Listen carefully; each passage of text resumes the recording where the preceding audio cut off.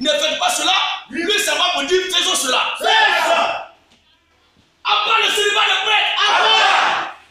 Abba la dynastie papa. La papauté. La papocratie. Abba le régime papa. La gloire. Le règne. La victoire.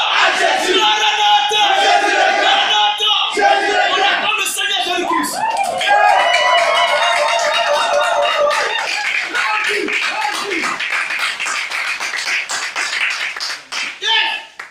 Nous sommes là ce matin.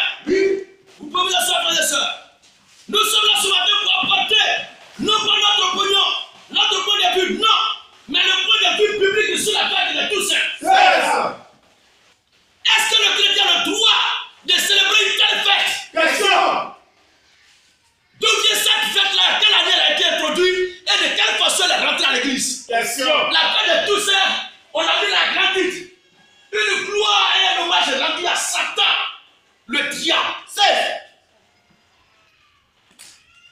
Le chrétien n'a pas de part avec les morts, non. La fête de tous saints est une invention papa. Ce sont les catholiques qui ont fabriqué cela. Mais avant qu'on arrive là, j'aimerais interpeller la conscience des uns des autres. Pour que l'année prochaine, le 1er novembre prochain, déjà vous avez commis l'erreur pour célébrer la fête de tous saints. Ce 1er novembre 2017. À tous ceux qui appartiennent à Dieu et qui ont le souci majeur pour la souci de leur âme, qui sont épris de vérité, de marcher sur la voie de Dieu, se doivent de prêter attention ce matin à cet enseignement-là. Parce que ça ne sert à rien de pratiquer une chose dont tu ignores l'origine.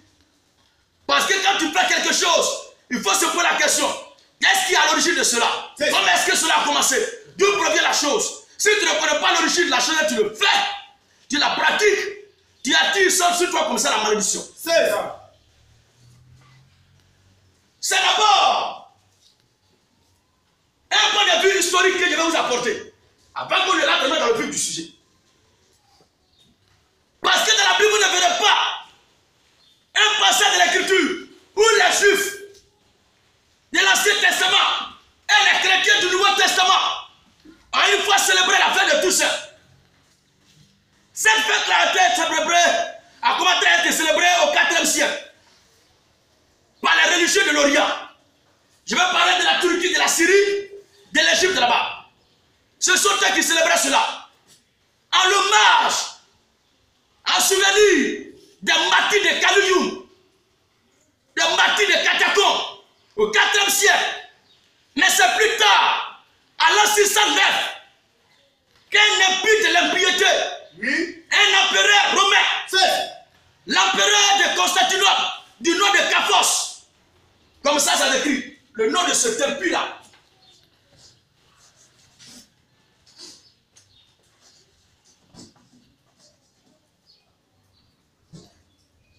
Comme ça. C'est lui qui a introduit la chose. Et de façon extraordinaire. Comment est-ce qu'il a introduit cela? Il a pris les ossements.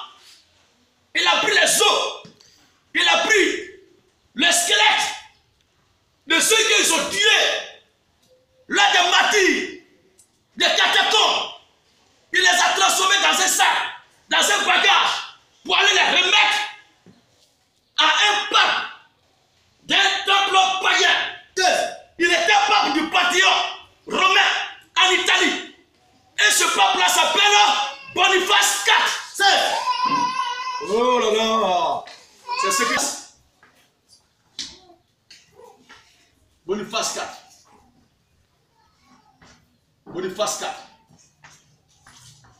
Qui était, c'est lui qui était le pape du temple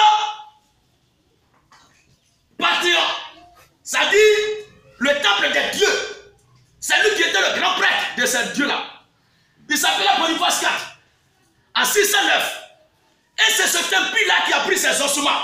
Je vais parler de Boniface IV qui a pris les ossements de ces martyrs-là pour les déporter dans le temple dédié à ces dieux païens dont lui était le prêtre, en quelque sorte, le Panthéon. C'est dans ce temple-là où il a ses ossements. Et il les a consacrés le 13 mai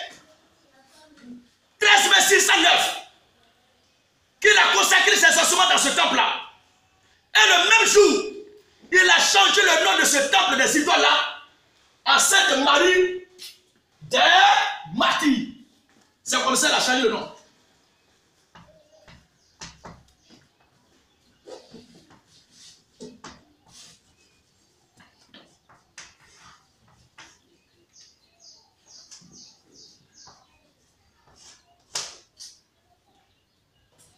Elle a transformé le nom de ce lieu-là. Mais à l'intérieur, ce sont les ossements humains qui l'a consacré. C'est ça. Les ossements humains de martyrs, de ceux qui sont tués, de ceux qui sont matés, sont persécutés, les chrétiens qui sont tués là, ce sont les ossements là qui sont pris pour mettre dans ce temple de Panthéon. Et lui, il est le prêtre.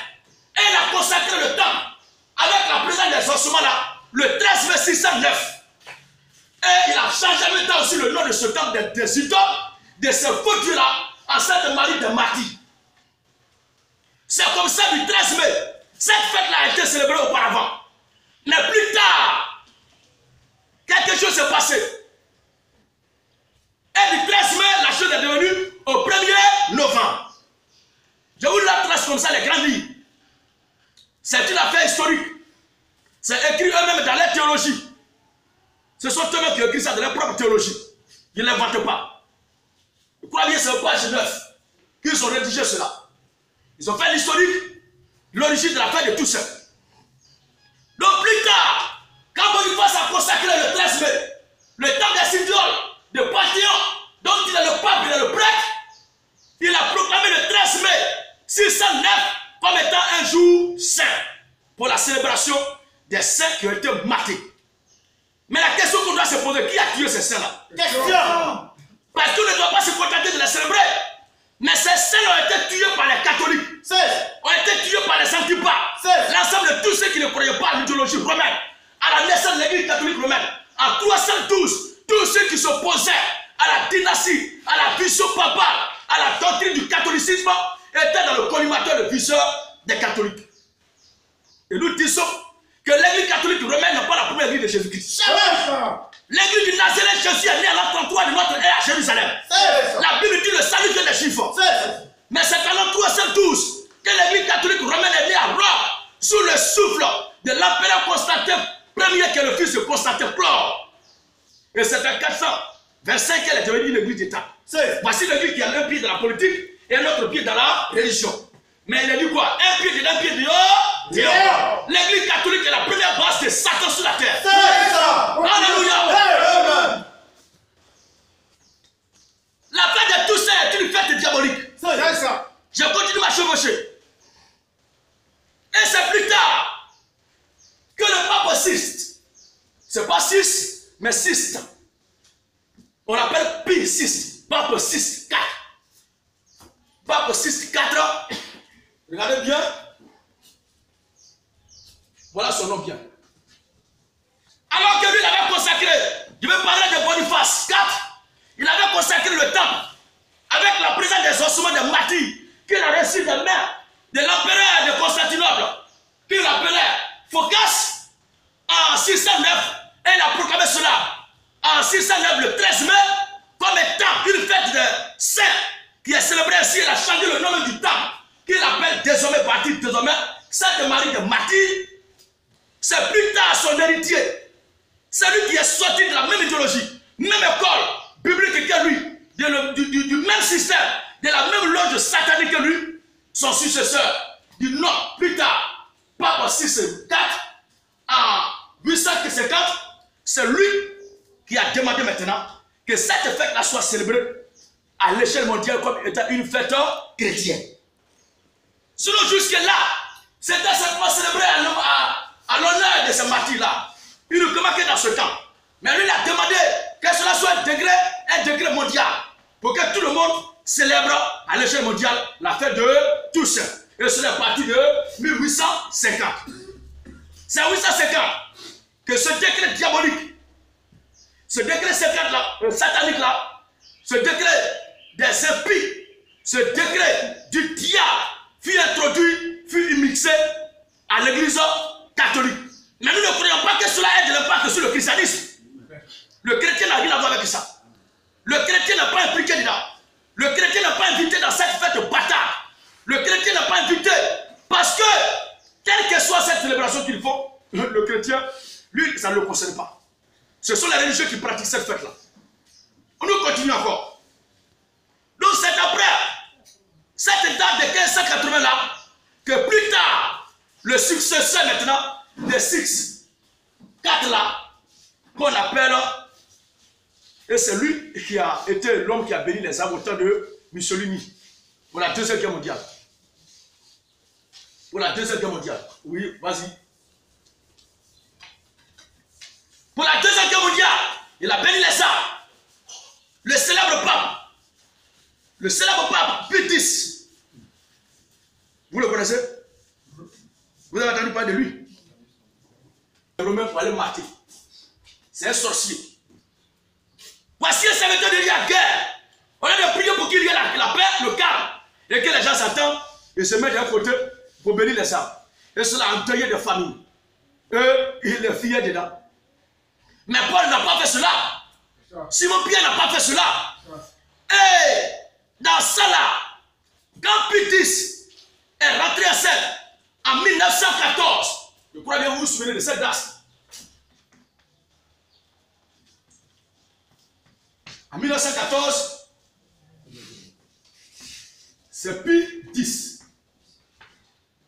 qui a demandé maintenant que cela soit célébré et que ce jour-là, ça ne soit pas une simple fête, mais que ce soit même un jour de l'adoration, où les parents qui sont morts doivent communier avec leurs parents qui sont restés en vie.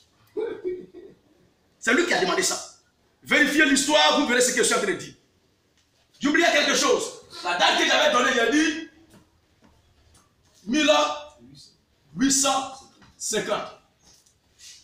C'est pas juste, c'est 1580. C'est 1580, rectifier cela. Ce n'est pas un verset biblique, c'est un coup d'histoire. Que eux, ils ont écrit, ce n'est pas le Saint-Esprit qui a rédigé cela pour que j'ai ça en tête. C'est ça. Ça a été une invention des maçons, des humains. Donc il peut arriver que l'erreur soit constatée. Alors, c'est à 1580 que ce depuis-là de 4 a demandé que la chose devienne une fête chrétienne. Maintenant, c'est Pie X qui a ordonné par un décret barbare que la fête de Toussaint soit célébrée même comme une fête sainte à l'église, un jour de culte, pour que les parents qui sont restés en vie communient avec les parents qui sont morts. Ainsi, la fête de Toussaint a été introduite dans l'église, aujourd'hui à l'échelle mondiale. Mais elle a été introduite dans quelle église? Question. Ce n'est pas dans l'église du Seigneur Jésus-Christ que cette fête a été introduite. Mais elle a été introduite dans l'église de Satan. C'est dans l'église du diable que cette fête a été introduite. Mais dans l'église du Seigneur Jésus-Christ, aucune autre fête ne doit être célébrée que la célébration de la parole du Seigneur Jésus-Christ. Et c'est ce que nous sommes en train de faire ce matin. Amen. Alléluia. Amen. La célébration des pains sans levain. La célébration de la parole authentique de Dieu. La célébration de la parole infaillible.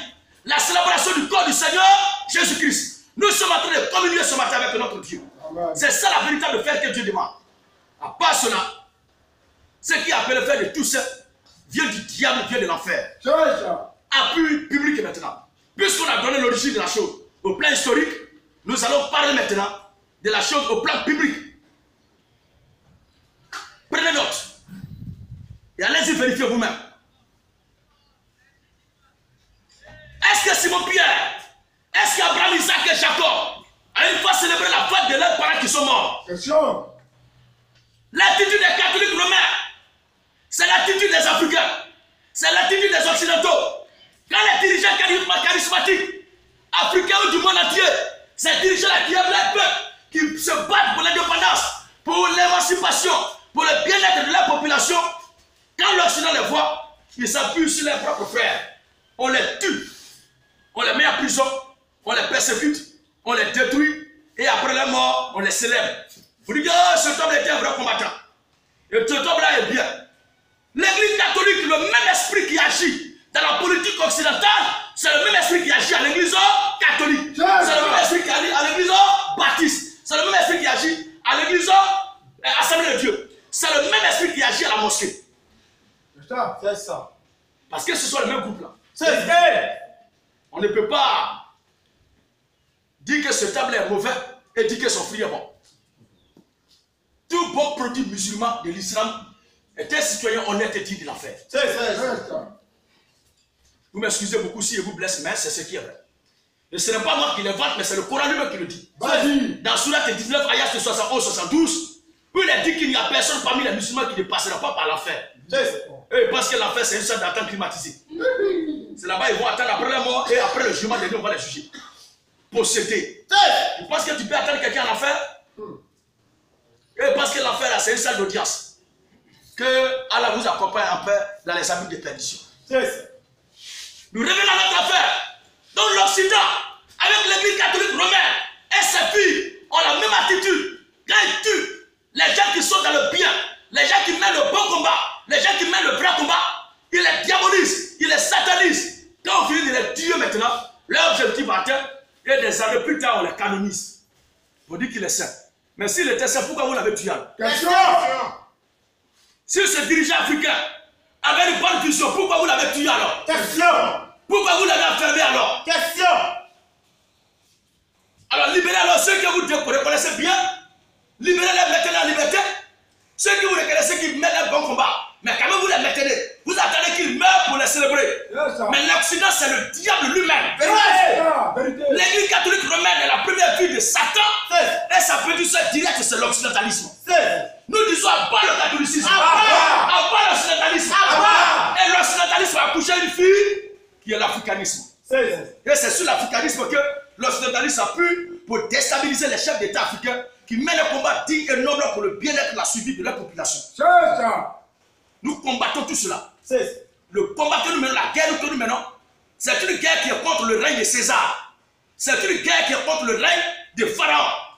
Vous ne comprenez pas cela parce qu'on ne voit pas Pharaon, on ne voit pas César. César, c'est le monde religieux. César, c'est le monde religieux. Et Pharaon, c'est le monde politique. Donc le combat que nous menons, c'est un combat qui détruit, qui ruine tout ce qui est de la politique sauvage et tout ce qui est de la religion et des dénominations venant du diable. C'est ça notre point de vue. Et nous ne menons pas ce combat-là pour que tout le monde soit d'accord avec nous. Mais nous menons ce combat pour rassembler les fils et les filles de Dieu pour l'éternité. Nous venons pour communiquer le souffle de Dieu à nos frères et nos sœurs. Pour qu'ils reçoivent l'éternité et rentrent dans l'éternité aussi. Alléluia. Ne pas question de dire, mon frère, il ne faut pas trop chercher femme. Mais si tu dis à un garçon de ne pas trop chercher femme, il devait chercher qui? Question. Il devait chercher un garçon. Question. Fais sur cette parole là-bas.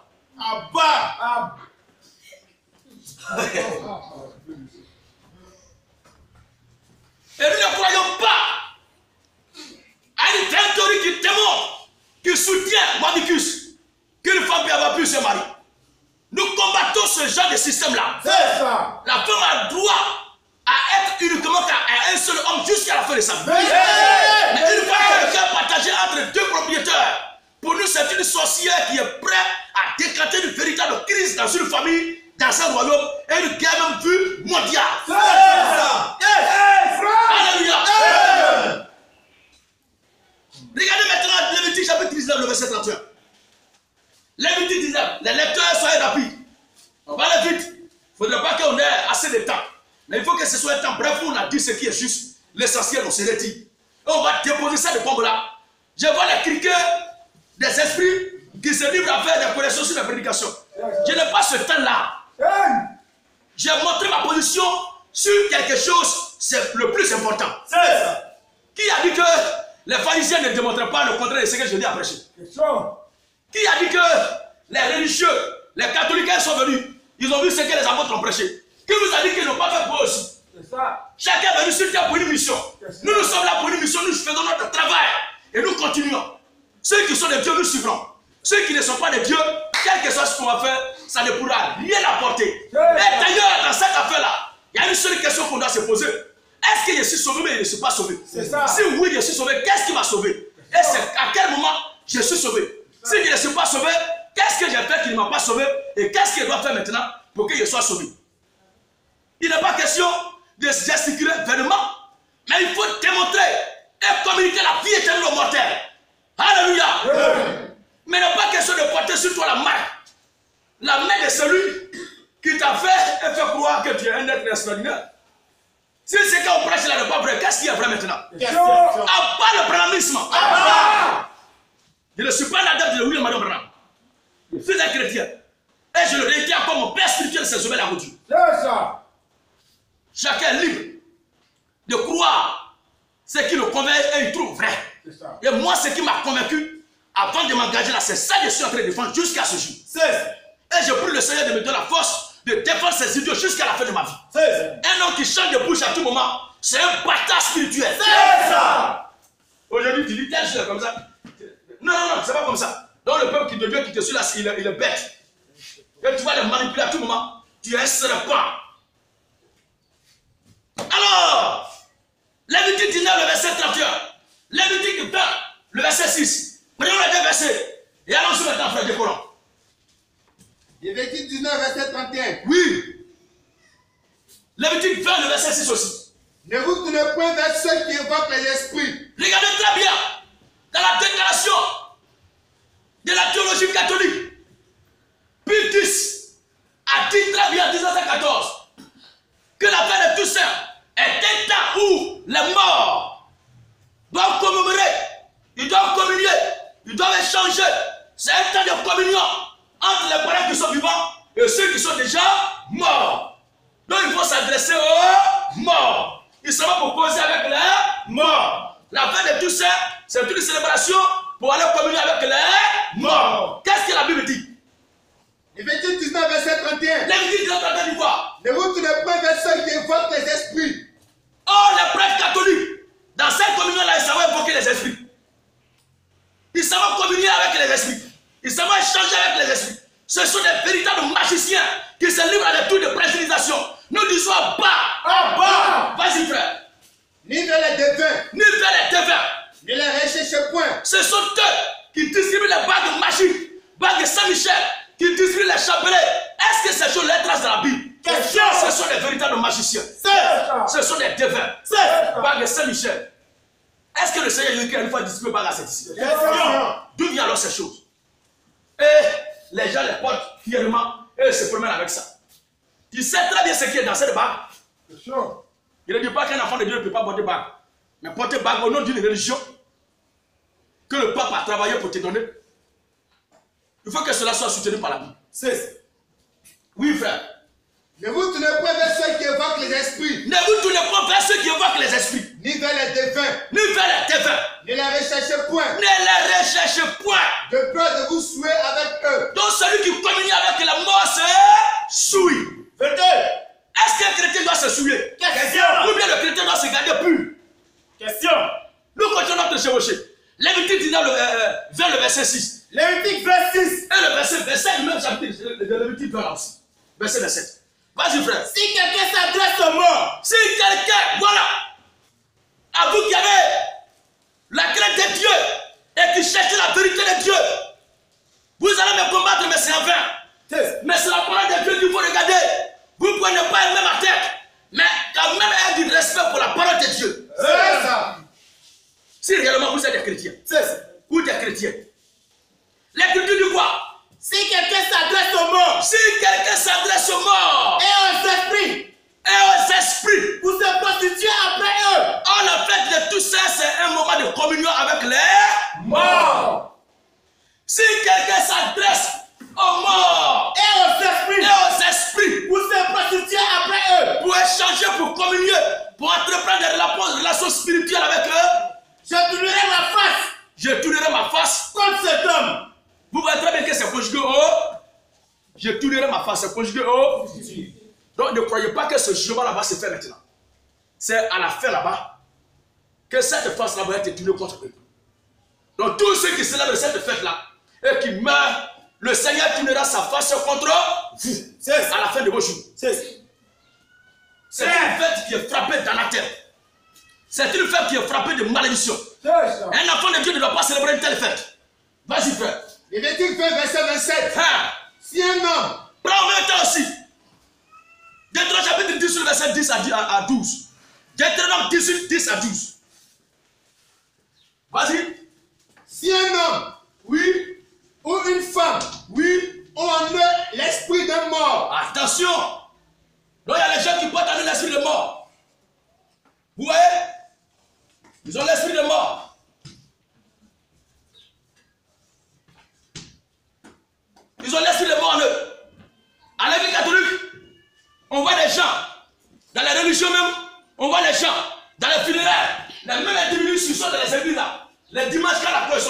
Donc, bon, ils sont là-bas. Et quand l'esprit de mort descend, ça rentre sur lui aussi. Et à lui aussi qui se dit enfant de Dieu ou bien serviteur de Dieu ou servant de Dieu. Et c'est lui qui parle. C'est lui qui parle. Il était en vie, c'est lui là qui me devait. Lui là, il a mangé tel jour, il a volé. Il était contre lui là, il a fait comme ça. Et c'est même là, les dimanches, ils sont dans les monastères. À part les esprits de mort. Si quelqu'un a eu l'esprit de mort, oui, ou un esprit de divination. Un esprit de divination. Oh, c'est pas l'esprit de divination que les prêtres arrivent à échanger avec les morts. Arrivent à fabriquer les bagues de machine.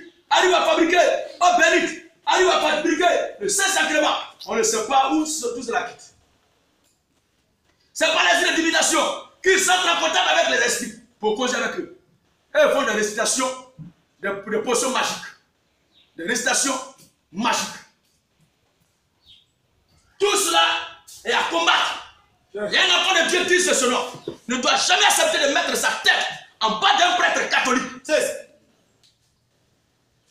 Tous ceux qui ont célébré tout ça dans l'ignorance, Dieu vous pardonne cela. Amen. Mais si vous attendez ce message et vous continuez toujours de célébrer cette fête, le jugement de Dieu qui est dedans va vous atteindre à la fin de votre vie.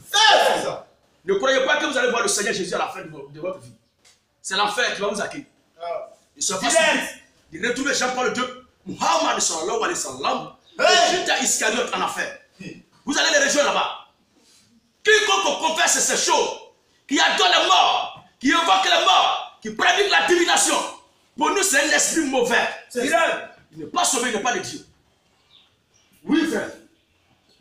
Si un homme ou une femme, on est l'esprit d'un mort, ou un esprit de divination, ils seront punis de mort. On les lapidera, leur sang retombera sur eux. On voit les catholiques, ces sorciers, on les appelle les moines ou les sœurs catholiques. Souvent, ils tombent en transe. Je suis la Sainte Vierge de Guadeloupe, l'autre qui est morte depuis longtemps. La Sainte Vierge Marie est rentrée en transe. C'est un esprit de mort. Ce sont des personnes qu'il faut voir comme les panneaux indicateurs de l'enfer. Ne les suivez pas. Ne les croyez pas les témoignages. Quand on attend si passer par là, qu'il y a des gens qui sont morts, qui sont allés en enfer. Quel mensonge. Les gens sont morts, ils sont allés en enfer, ils sont allés au paradis et ils sont revenus. Certains morceaux sont montés de toutes pièces par Satan. C'est le royaume de séduction que Satan va montrer à Jésus. C'est ça qui est ce faux paradis là. Il a dit, mets-toi à genoux et tu vas t'établir toute la gloire. C'est ça Satan montre à ses fils et à ses filles. Eux ils pensent que c'est le paradis. Ce n'est pas le paradis. Le paradis jusqu'à ce jour est inhabité et vierge. Et la Bible dit, nous ne dévasterons pas nos frères et soeurs qui sont morts en Christ.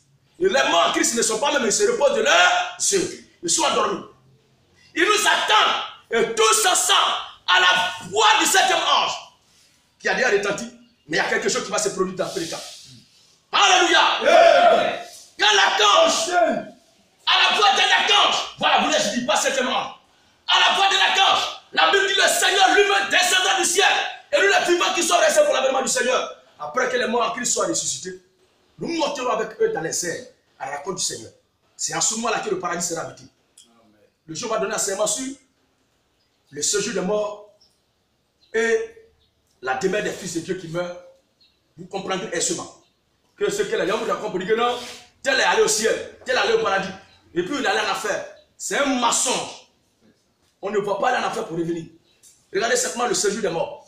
Où Abraham était de l'autre côté dans son cercle, il avait le pauvre Lazare. Et l'autre côté là-bas, qui était là-bas aussi? Le riche. Qu'est-ce qu'il a dit? Il dit au père Abraham, envoie Lazare ici pour qu'il plonge son doigt dans l'eau pour mettre juste une goutte sur ma langue. Car il souffre cruellement. Qu'est-ce qu'Abraham a dit? Là où je suis là, on ne peut pas quitter là pour te rejoindre. Là où tu es là-bas aussi, on ne peut pas quitter là pour te rejoindre ici. Il y a un très grand fossé. C'est là-bas l'homme va quitter le paradis et puis va aller en enfer pour revenir. Maçon. Le paradis actuellement est habité par le Seigneur Jésus-Christ. Et c'est la 7e dimension. Aucun fils de Dieu n'y allait encore. C'est Jésus-Christ qui sied là-bas. Mais il attend son épouse, parole. Cette épouse vertu, d'habits et calme, revêtue d'habits somptueux, la bienheureuse et merveilleuse épouse. C'est elle qui est la véritable reine du ciel. Marie, reine du ciel qui est au catholique, là, c'est une sorcière. Ce n'est pas notre soeur Marie, la mère de Jésus. Non. Jamais. Marie, mère de Jésus, est très bien différente de Marie qui est au catholique. C'est ça. On l'appelle reine du ciel. La véritable reine du ciel, c'est l'épouse du Seigneur Jésus-Christ. Cette reine n'est pas encore montée. D'où vient qu'il y a une reine là-bas? C'est une reine qui se prostitue. S'il y a une reine qui est au ciel, c'est que ce n'est pas dans la demeure de l'épouse du Seigneur Jésus-Christ. Mais elle est dans la dimension du diable qui est son mari. C'est Satan qui est le mari d'une telle reine. Mais l'épouse du Seigneur Jésus-Christ est encore vierge. Elle n'est pas encore montée au ciel. Il ne veut pas mélanger les esprits, revenir à notre sujet. Tous ceux qui célèbrent la fête de Toussaint, la fête des morts, sont animés par un esprit de l'erreur. C'est l'esprit de mal qui les habite. Deutéronome chapitre 18, le verset 10 à 12. Deutéronome 18, oui. 10 à 11. Qu'on les trouve chez toi. Attends, frère. Qu'on les trouve chez toi.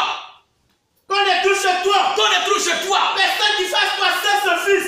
Personne qui fasse passer son fils. Ou sa fille. Ou sa fille. Par le feu. Premier, c'est ça, on va dans la tradition. On prend les nouveau-nés, on les fait passer sur le feu. Nous aussi, quand on était au village, ça s'est passé. Mais étant en Christ, nous disons à-bas. Le seul hôtel sur lequel je devais présenter ma fille, Zoé. C'est sur l'hôtel de Dieu que je l'ai présenté devant vous ici. Alors que personne n'accepte de faire un baptême quelconque d'un bébé. À bas le baptême des bébés. À bas. Oui, frère. Personne qui exerce le métier de devin. Personne qui exerce le métier de devin. D'astrologue. D'augure. De magicien. De magicien. D'enchanteur. Personne qui consulte. Personne qui consulte. Ceux qui évoquent les esprits. Ceux qui évoquent les esprits. Ou disent la bonne aventure. Oh, à l'église catholique, lors de la célébration des fêtes de mort, ce sont les esprits qui sont évoqués. C'est ça. Et on paye même pour aller communier avec son parent qui est mort. Vous qui avez été catholique comme nous, vous savez très bien cela. Si je mens ce matin, levez la main pour dire que tu mens. On est censés qui sont disponibles pour le jour pour aller communier par le prêtre avec son parent qui est décédé. Et souvent on prépare du riz au village mélangé avec sauce huile rouge ou bien attaqué à l'huile rouge, on va déposer sur ton beau. Une fois je suis le baptême, il y a les gens qui ont déposé là-bas poisson. Dis pas poisson comme ça, tape. Dis pas. 2 qu'ils ont déposé là avec du pain, bois, des sardines. Je suis arrivé avec les frères, on a prié, il dit mangeons notre pain là et buvons le lait là avant de commencer le baptême. Le Dieu d'Aboudi a pourvu aujourd'hui. Le seul Dieu que nous croyons, que nous connaissons, c'est Jésus-Christ. S'il y a d'autres dieux à qui on offre des sacrifices, ce sont des faux dieux. Et celui qui est en nous est plus grand que celui qui est dans ce monde-là. Et celui à qui ils ont présenté ses sacrifices au bord de la mer, son créateur est à moi. Donc il me devait ce jour-là la dîme des dîmes. Alléluia. Manger avec le goût. On a baptisé, il n'y a rien. Et il n'y aura rien.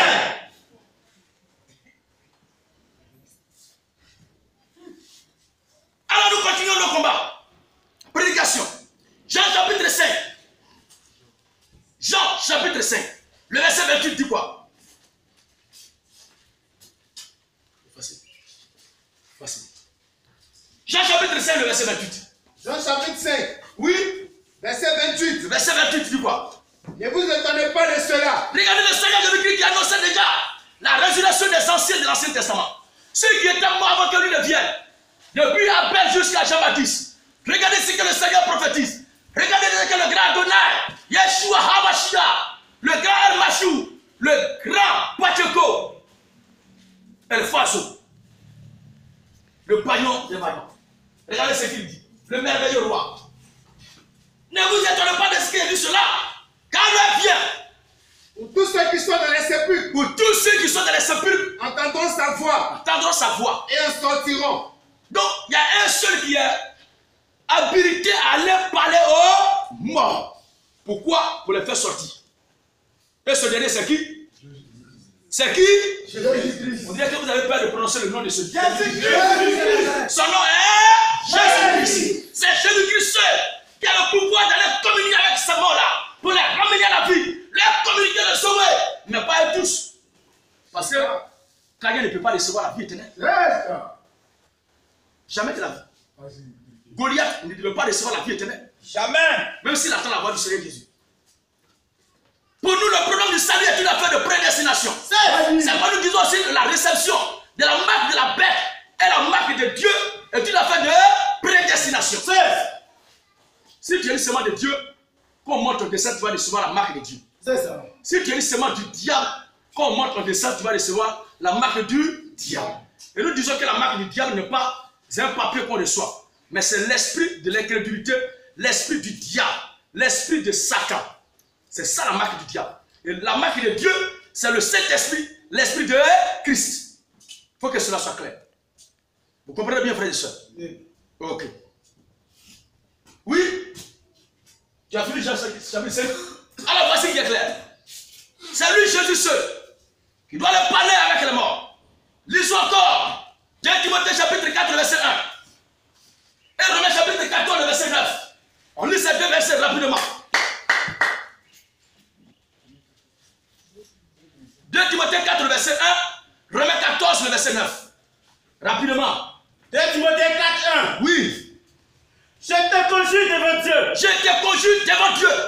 Et devant Jésus-Christ. Et devant Jésus-Christ. Tu dois juger les vivants. C'est Jésus-Christ seul qui doit juger les vivants. C'est les morts. Non, c'est lui seul, non? C'est ça. Je te conjure devant Dieu. Te fais devant Jésus-Christ. Et devant Jésus-Christ. Qui doit juger les vivants et les morts. Qui doit juger les vivants et les morts. C'est lui qui a le pouvoir de parler aux vivants et à la fois de parler aux morts. Pas de faire quoi que ce soit, mais c'est pour les juger. De ce temps-là n'est pas encore arrivé. C'est lui seul qui doit le faire. Pour les anciens de l'Ancien Testament, leur cas est déjà accompli. Pour ne pas mélanger vos esprits à ce sujet-là, prenez simplement Matthieu chapitre 27, le verset 50. Matthieu 27, 50. Quand il a dit leur bien, ou ceux qui sont dans les sépulcres vont attendre la voix du Fils de l'homme. Et ceux qui auront fait le bien sortiront pour la vie éternelle. Le bien dont il est question, c'est d'être héritier de la foi d'Abraham, d'être de la sémence, de la postérité d'Adam. Oui. Matthieu 27, 50. Matthieu 27, 50 dit quoi? Jésus poussa de nouveau un grand cri. Jésus poussa de nouveau un grand cri. Et rendit l'esprit. Oui. Et voici. Le voile du temple se déchira en deux. Le voile du temple se déchira en deux. Depuis le haut. Depuis le haut. Jusqu'en bas. Jusqu'en bas. La tête trembla. La tête trembla. Les rochers se fondirent. Les rochers se fondirent. Les sépulcres s'ouvrirent. Les sépulcres s'ouvrirent. Et plusieurs corps. Et plusieurs corps. Des saints qui étaient morts. Plusieurs corps des saints qui étaient morts ressuscitèrent. Parce qu'il allait leur parler, il les a ramenés à la vie. C'est ça qui est clair. Celui qui n'est pas juste et qui meurt ne reviendra pas à la vie. Jamais. Celui qui n'est pas saint qui meurt ne reviendra pas à la vie. Jamais. Pour régner avec le Seigneur Jésus. Jamais. Le règne, la résurrection qui précède le règne de Christ, c'est pour uniquement que les enfants de Dieu. Amen. Ceux qui appartiennent au diable, ils vont attendre la dernière bataille là-bas. Et après cela, ils vont revenir à la vie. Et nous disons que ce monde dans lequel nous sommes là va sauter dans peu de temps. C'est ça. C'est la Russie qui va se lever pour abattre et briser dans le cœur de l'Amérique, au seuil d'Israël. Les pasteurs de ce monde-là, ils ont peur de toucher ces sujets. Ah, il a abandonné la parole de Dieu avec la politique. Non, c'est nous les chrétiens qui sommes les véritables journaux d'information pour le monde entier. C'est ce que Dieu a fait arrêter là, c'est nous qui avons vu cela et nous devions apporter cela au monde. Et si nous avons la connaissance du passé, du présent et du futur. Moïse n'était pas là quand Dieu créait le ciel et la terre. Mais c'est lui qui apporta les détails. À telle heure, Dieu a créé telle chose. Tel jour, Adam a fait cela. Tel jour, Satan est descendu. Tel jour, Dieu l'a chassé. Moïse a apporté une précision avec exactitude sur les détails de la création des dédoublements de feu à la création du monde. Nous aussi, c'est le même esprit qui nous habite.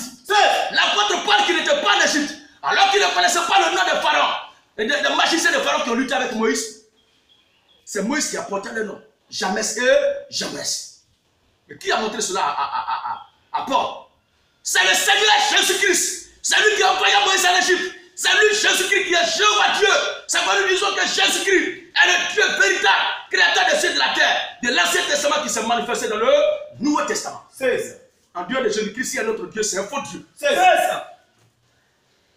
Si Jésus-Christ n'est pas le Père, c'est que Dieu le Père est un bâtard. C'est ça. Jésus-Christ est le Père éternel. Jésus-Christ est le Saint-Esprit de Dieu. C'est lui sur la forme d'esprit qui est le Saint-Esprit. C'est dans sa position du ciel qu'il est appelé Père. créateur de toutes choses. Il faut que cela soit clair dans l'esprit des gens. C'est quand nous disons Abba la Trinité. Abba. Nous continuons. Bien après. Romains 14, verset 9 maintenant. Romains 14, verset 9. Oui. Car Christ est mort. Car Christ est mort. Il a vécu. Il a vécu. Afin de dominer sur les morts. Afin de dominer sur les morts. Et sur les vivants. Donc c'est lui qui doit dominer sur les morts et sur les vivants. C'est lui qui doit faire cela. Tous ceux qui quittent là pour aller causer avec les morts, vous êtes envoûtés par le diable. Et la communion, donc il est question là, la domination, donc il est question là. Cela ne veut pas dire que Jésus cause avec les morts. Mais c'est pour les appeler un jour au jugement. C'est de ça qu'il est question. Nous partons tout droit vers la fin. Nous lisons maintenant 2 Corinthiens chapitre 6.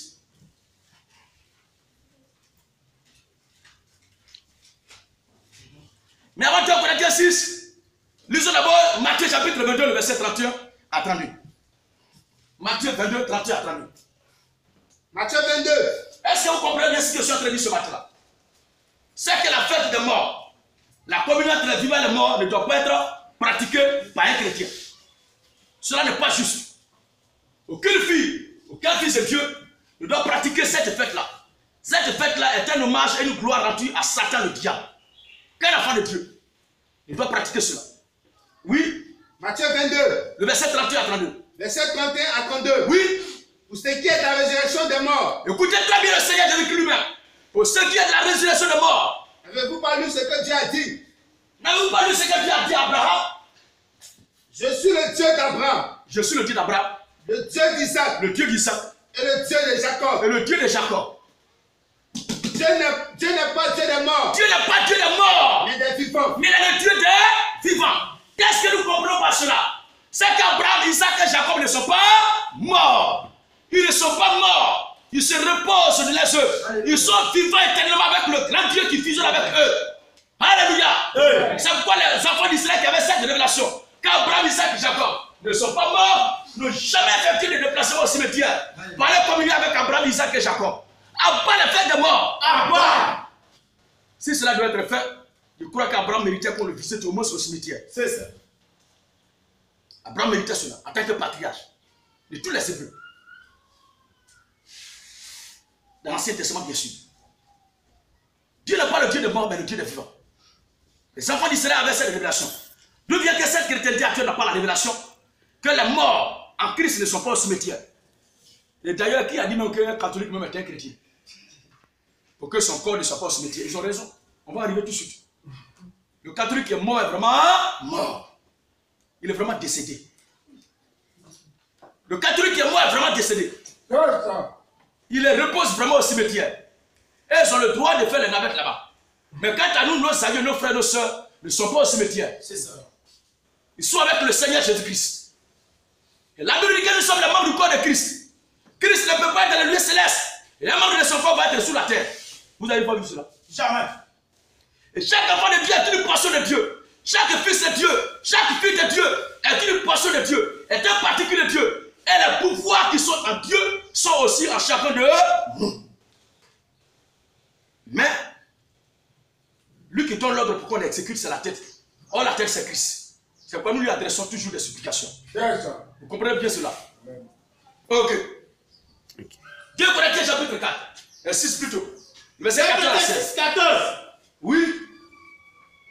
Ne vous mettez pas. 2 Corinthiens chapitre 6, verset 14 à 6. Ne vous mettez pas. Ne vous mettez pas avec les infidèles. 2 Corinthiens chapitre 6, verset 14 à 16. Ne vous mettez pas avec les infidèles. Avec les infidèles. Sous un joug étranger. Alors vous les frères et les sœurs, ne vous mettez pas avec ces gens-là dans cette fête. Ne les suivez pas dans cette folie. Ne les suivez pas dans cette démarche. Ne les suivez pas dans ce délire. C'est la confusion totale. Ne vous mettez pas avec les infidèles. Oui. Sous un joug étranger. Sous un joug étranger. La célébration de la fête des morts est un joug étranger pour nous. On n'est pas prêt à mettre ça sur notre tête. Oui. Car. Quel rapport y a-t-il? Quel rapport y a-t-il entre la justice? Entre la justice et l'iniquité. Et l'iniquité. Quel rapport? Or, la justice de Dieu, c'est Christ. L'iniquité, c'est le diable. Or, Satan, avec ses collabos, Le séjour des morts, la mort. Oui. Où? Qu'y a-t-il de commun? Qu'y a-t-il de commun entre la lumière et les ténèbres? Et les ténèbres. Qui est la lumière, qui est les ténèbres maintenant? Vas-y encore. Quel accord y a-t-il entre Christ et Bélial? Quel accord y a-t-il entre la vie et la mort? Entre la lumière et les ténèbres? Ou quelle part a le fidèle avec les fidèles? Alors, oui. Quel rapport y a-t-il entre le temple de Dieu entre le temple de Dieu et les idoles? Le temple de Dieu, c'est chaque chrétien que nous sommes. Et le temple des idoles, ce sont les cimetières. Ce sont les esprits de mort qui sont là-bas. Ce sont les esprits de confusion qui sont là-bas. C'est les esprits catholiques qui sont les temples des idoles. Un fidèle assemblée de Dieu est un temple d'idole. Un fidèle baptiste est un temple d'idole. Un fidèle religieux est un temple d'idole. Nous les chrétiens, nous sommes le temple du Dieu vivant. Et c'est Jésus-Christ qui a dit que nous sommes le temple de son esprit. Ce n'est pas moi qui l'invente, mais c'est lui-même qui l'a dit. Regardez encore. Quel rapport y a-t-il entre la lumière et les ténèbres? Entre la vie et la mort. Entre la résurrection et la mort. Lisons maintenant. Qui est cette vie-là? Qui est cette lumière-là? Qui ne doit pas avoir de port avec les ténèbres. Jean chapitre 14, verset 6. Quel rapport y a-t-il entre la vie et la mort? On va voir qui est la vie. Jean 14, verset 6. Vas-y. Jésus lui dit. Je suis le chemin. Je suis le chemin. La vérité. Et la vie. Je suis le chemin au Père. Je suis le chemin. La vérité et la vie. Jésus-Christ est la vie. Est-ce que la vie est au cimetière? Question. Est-ce que Jésus-Christ qui est la vie que nous suivons est au cimetière? Question. Tous ceux qui vont à Christ ne reposent pas au cimetière. Parce que Jésus-Christ est lui-même la résurrection et la vie. Jean chapitre 11, le verset 25. Écoutez bien ce que le Seigneur dit. Jean chapitre 11. Jean 11. Verset 25. Verset dit quoi? Jésus lui dit. Je suis la résurrection et la vie. Je suis la résurrection et la vie. Celui qui croit en moi. Vivra. Quand même il sera mort. Donc nos frères et sœurs qui sont morts en Christ sont toujours en vie. Ils ne sont pas au cimetière. D'où vient alors que les gens font des navettes au cimetière? Qu'est-ce qu'il y a au cimetière que les gens vont chercher au cimetière? Nous, on va vous dire ce qu'il y a au cimetière qu'ils vont chercher. En réalité, ce n'est pas en cas de vie qu'ils s'en vont là-bas. Mais il y a quelque chose qui les lie aux morts qui sont au cimetière. Et c'est ce baraque-là, c'est ce saut-là qu'on va rompre. On va se séparer aujourd'hui. Alléluia! On va apporter cette révélation du jour et on va se séparer. Parce que Jésus-Christ dit, il est la vie, la résurrection, la vie. Ceux qui croient en lui ne mourront pas, ils vont vivre. Et ils vivront. Et nos frères et sœurs qui sont morts ne sont pas au cimetière, sont vivants. Maintenant, si ces croyants font des navettes au cimetière chaque année, chaque 1er novembre, on va voir qu'est-ce qui les lie à ces morts-là. Luc chapitre 9. Luc 9. C'est lui qui a la page. Commence maintenant. Le verset 57 à 60. Luc 9, 57 à 60. Luc 9, 57 à 60. Prépare là-bas aussi, Jude chapitre 1. Jude 1, le verset 12 à 13. Pendant qu'ils étaient en chemin, un homme lui dit. Voici le Seigneur Jésus qui était en chemin avec un groupe. Il y a un dedans qui dit quoi? Un homme lui dit. Seigneur, je te suivrai partout où tu iras. Jésus lui répondit. Les renards ont des tanières. Et les oiseaux du ciel ont des nids. Voilà. Mais le Fils de l'homme n'a pas un lieu où il puisse reposer sa tête. Continue un peu. Il dit à un autre. Jésus dit à un autre. Suis-moi. Et il répondit. Et cet autre-là, écoutez maintenant bien. Seigneur. Cet autre-là dit à Jésus, Seigneur. Permets-moi d'aller. D'abord ensevelir mon père. Permets-moi d'abord d'aller enterrer mon père qui est mort. Mais Jésus lui dit. Écoutez cette réponse. Si c'était moi qui aurais dit ça, les gens disent, oh, il parle mal. Mais regardez ce que Jésus dit. Mais Jésus lui dit. Laisse les morts ensevelir les morts. Depuis que vous êtes dans ce monde-là, le monde est monde là, vous allez voir du cadavre qui a enterré le cadavre. Jamais. Non, dites-moi. Non. Honnêtement. Non. Ça, si c'était moi qui avais dit ça, vous allez dire qu'il parle mal aux gens. Mais Jésus dit, laisse les morts enterrer leurs morts. Pourquoi il dit cela? Question. Révélation. Vas-y. Laisse. Vas-y. Jésus disait cela parce que l'ensemble de ceux qui ne lui appartiennent pas là sont des gens qui sont morts. Pourquoi ils sont morts? Dans ce monde-là, nous sommes tous appelés un jour à mourir. C'est ça. C'est vrai, non?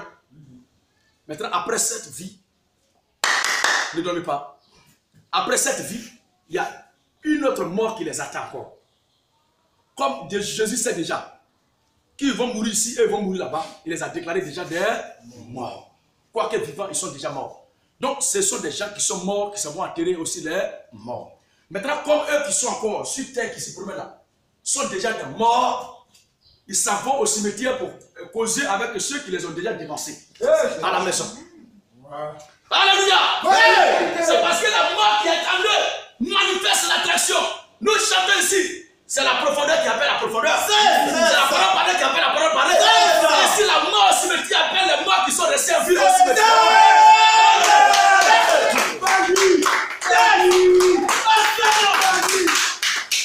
Alors, puisqu'il y a la mort déjà au cimetière, ça appelle aussi les morts qui sont restés en vie.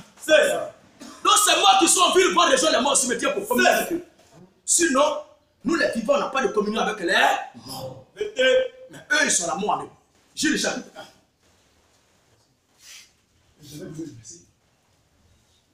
Tu vas nous lire ce matin là. Tu es très beau pour faire cela. Le chapitre 1. Faut demander à ton collègue. Verset 12 à 13. Oui. Vas-y frère. Ce sont des écueils dans votre daga. Ce sont des écueils. Vous les voyez comme ça, ils sont très bien habillés. Ils ont des sultans, barbe blanche, bien coiffés, bien habillés.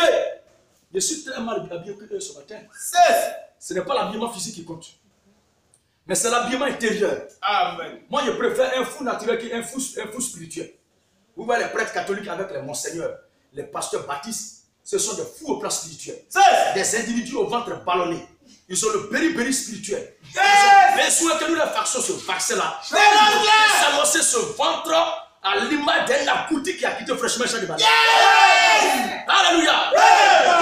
C'est un ventre frappé d'une chicha de caméra. Ce n'est pas un ventre administratif. C'est nous qui avons le ventre administratif.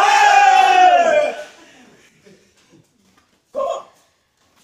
Une bande de mafieux. Il faut qu'ils dépluient le peuple. Cotisation sur cotisation. Où ça va? Au cœur du pasteur et sa femme. La femme du pasteur bien habillée, tous les autres soeurs sont habillés comme les vendeurs de diagamra au marché noir.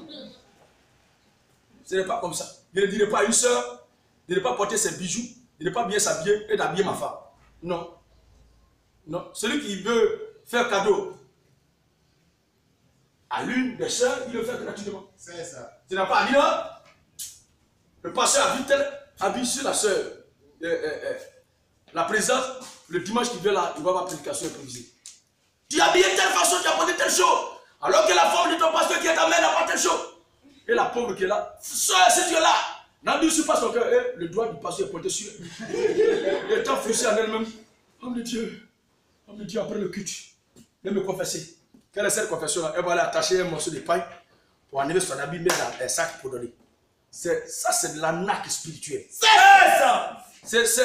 C'est une nouvelle génération de brouteurs. C'est ça!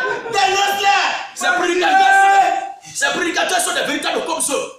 Des chefs de guerre qui chacun a lutté s'est emparé d'une portion. Et il ne faut que dépouiller le peuple, appauvrir le peuple de s'enrichir. Abat les pasteurs escrocs. Abat! La richesse là, c'est Dieu qui la donne. C'est ça! Nous lisons encore. Jules chapitre 1. Verset 12 à 13. 12 à 13, oui.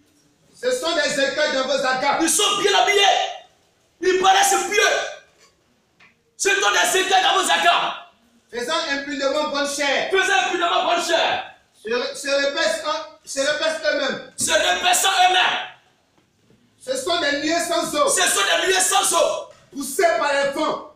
Poussés par les vents. Des sables autonomes. Non. Des sables d'automne. Poussés par les vents. Des sables d'automne. Des sables d'automne. Sans fruits. Or, automne est une saison qui est intercalée entre l'hiver et l'été. En ce temps-là, le vent qui est là-bas est sec. Et il n'y a pas de production. Et ce temps-là est véritablement difficile pour les arbres de se retrouver. Alors le Seigneur les compare à ce genre d'arbre-là. L'Écriture dit quoi encore? Ce sont des écueils dans vos accables. Ce sont des écueils dans vos accables. Faisant impunément bonne chair. Faisant impunément bonne chair. Se repaissant eux-mêmes. Se repaissant eux-mêmes. Ce sont des nuées sans eau. Ce sont des nuées sans eau. Poussés par les vents. Poussés par les vents. Des arbres d'automne. Des arbres d'automne. Sans fruits. Sans fruits. Deux femmes morts. Est-ce que c'est moi qui ai dit ça? Donc il y a les gens que vous voyez sont bien habillés, ils se promènent là. Vous voulez les reconnaître au moins, c'est un groupe. Si vous voyez les gens qui font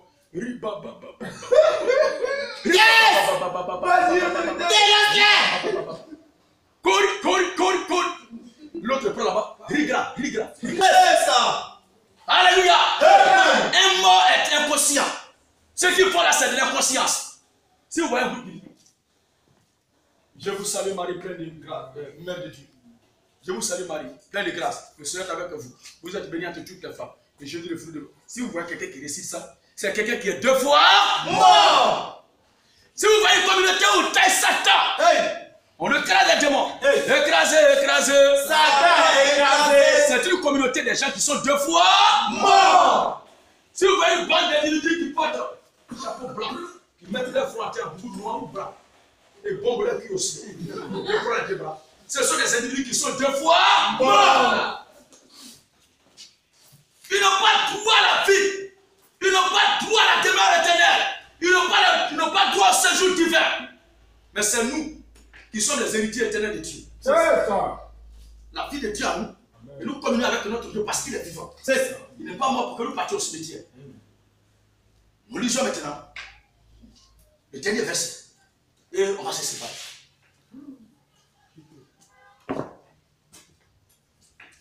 Luc chapitre 25, le dernier kata. Ça là, ce n'est pas moi qui ai parlé, c'est Dieu lui-même qui a, le Seigneur Jésus qui a parlé. Luc 25, verset 1 à 5. Luc 24, plutôt, Luc 24. Le 24. Luc 24. Luc 24. Verset 1 à 5. 1 à 5. Le premier jour de la semaine. Le premier jour de la semaine. Elle se rendit au sépulcre. Après la mort du Seigneur Jésus-Christ, il y a un phénomène étrange qui s'est produit. Et après cela, tout le monde était abattu à Christ. Maintenant, ses partisans et ses partisans qui les mettent sur le cimetière pour lui rendre visite. Voilà, toute une première fois. On va voir ce que le Seigneur va dire. Le premier jour de la semaine. Le premier jour de la semaine. Elle se rendit au sépulcre de Elle grand s'est matin. rendue au sépulcre de grand matin. Portant les aromates. Portant des aromates. Qu'elles avaient préparés. Donc elles ont préparé un plat copieux. Les esprits qui vont au cimetière là, ce n'est pas aujourd'hui. Ces esprits étaient là au temps de Jésus. Ils attendaient à sa mort pour aller au cimetière, pour aller apporter ses plats. Oui. Elles trouvaient que la pierre avait été enroulée. Elles avaient vu que la pierre était au tombeau. Oui. Du devant le sépulcre. Oui. Et étant entrée. Il était entré. Elle ne trouvait pas le corps du Seigneur Jésus. Vas-y. Comme elle ne savait que penser. Comme elle ne savait que penser. De cela. Oui. Voici. 2 hommes apparus. À bout qui partaient au cimetière chaque 1er novembre. Pour aller communier avec les morts. Pour aller chanter avec les morts. Pour aller offrir de quoi aux morts. Pour aller communier avec nos parents qui sont morts. Quant à nous, nos parents qui sont morts ne sont pas au cimetière. Et quand je dis nous en tant que chrétiens. C'est ça. Je dis nous en tant que chrétiens. Il faut que tous nos frères et nos soeurs qui sont là, et ceux du monde entier aussi, comprennent très bien notre position. Nos parents ne sont pas au cimetière, mais ils sont ressuscités. Ceux qui de l'Ancien Testament et les autres sont cachés en Christ. Ils sont déposés sur l'autel sacré de Dieu. Parce que chaque enfant de Dieu qui meurt, chaque chrétien qui meurt, porte en lui le Christ avant d'être enterré. Une semence qu'on dépose dans le sol là. Si tu as préparé ces cuits, que tu enterres, est-ce que ça peut pousser? Jamais. À vous les sœurs qui plantaient beaucoup le gombo là. Si vous avez préparé le gombo, grain de gombo là, vous avez grillé pour faire, ou un maïs, vous avez fait, comment on appelle ça, bon maïs. Et puis vous enterrez ça, est-ce que ça peut pousser? C'est mort, vous enterrez ça, c'est pour totalement oublier son souvenir. Mais un grain de maïs qui est vivant, vous le déposez dans le sol, est-ce qu'il ne va pas pousser? Quand il va pousser là, est-ce qu'il va donner gombo? Il ne donnera pas gombo, ni goyave, ni du riz. Le maïs déposé dans le sol va sortir forcément maïs. De même aussi, la semence de Dieu qui est enterrée dans le sol porte déjà Christ qui est la résurrection en elle. C'est pourquoi quand Jésus-Christ viendra, chaque partie de son corps qui a été enterré le rejoindra directement. Et cela, parce que Christ est déjà en nous. Et chacun porte déjà en lui sa résurrection avant de quitter ce monde. Mais eux là, ils n'ont pas la résurrection en eux. Ils n'ont pas le Christ en eux. Ils ne sont pas les membres du corps de Christ. Eux, ce sont les membres de la mort. C'est quoi la mort? On va les retenir à son sein. Alors, la question fondamentale sur laquelle on va se séparer. Voici. Deux hommes apparus en habit resplendissant. Deux hommes apparus en habit resplendissant. Saisis de frayeur. Et baissant le visage. Comme terre. Oui. Mais il l'a dit. Ces hommes l'ont dit. Pourquoi cherchez-vous parmi les vivants? Pourquoi? Attention. Vas-y. Il est parti déjà. Vas-y. Mais il l'a dit. C'est la mort au combat là qui est en train de faire cela. Il est vaincu ce matin avec cet démon là. Au nom de Jésus. C'est un esprit qui fait cela. Comment on peut chercher, on peut le chercher parmi les vivants. Alors vas-y, la question fondamentale. Mais il l'a dit. Mais il l'a dit. Pourquoi cherchez parmi vous? Lucifer. Pourquoi cherchez-vous? Voilà. Pourquoi cherchez-vous Parmi les morts. Celui qui est vivant. Alléluia. Pourquoi les religieux de notre temps cherchent parmi les morts celui qui est vivant? Et ils vont se promener au cimetière pour chercher qui? Les Seigneurs de Jésus n'est plus au cimetière. Ceux qui vont en pèlerinage en Israël, dans la tombe de Jésus, ils sont animés par qui font les navets qui font sur la tombe de Jésus. Ceux qui vont au cimetière, en pèlerinage chaque année, dans la grotte où Jésus est enterré, ils sont animés par un esprit de mort. C'est pourquoi ils vont communier avec ce trou de mort. Mais le Seigneur Jésus-Christ est ressuscité d'entre les morts. Il est vivant au siècle des siècles et il habite en son peuple que nous sommes. Que la gloire lui revienne ce matin. On se tient debout et on acclame le Seigneur.